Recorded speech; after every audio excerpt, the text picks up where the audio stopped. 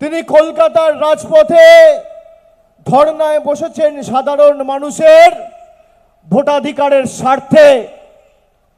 আপনারা জানেন আজকে এই যে সভা আমরা মথুরাপুরে করছি, মন্দিরবাজার বিধানসভা মথুরাপুর 1 নম্বর ব্লক, এই মাঠে এই জায়গায় একই মাঠে আজ থেকে 5 দিন আগে দেশের স্বরাষ্ট্রমন্ত্রী সভা করেছিলেন।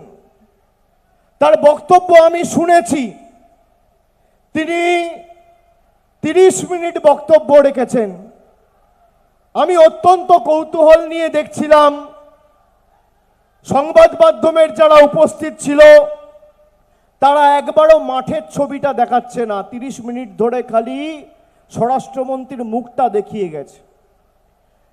তার কারণ মাঠের যা পরিস্থিতি ছিল আর এদের পরিবর্তন যাত্রায় যা ভিড় হচ্ছে, একটা গ্রামে যদি জেসিবি দিয়ে মাটি কাটা হয় সেটা দেখতে তার থেকে বেশি লোক জড়ো হবে। চায়ের দোকানে সকালে আড্ডা মারতে বেশি লোক জড়ো হবে।